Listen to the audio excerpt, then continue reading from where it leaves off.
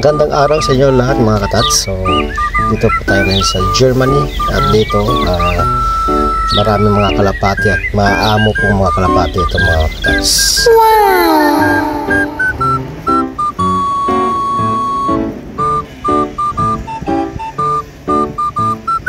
Bigyan natin ng tinapay ang mga kalapati para lalong lumapit sa ating mga katats.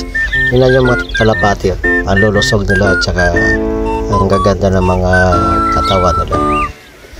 Kumpara natin yung kalapati natin sa Pinas kaysa dito, ang sa atin ay napakailag.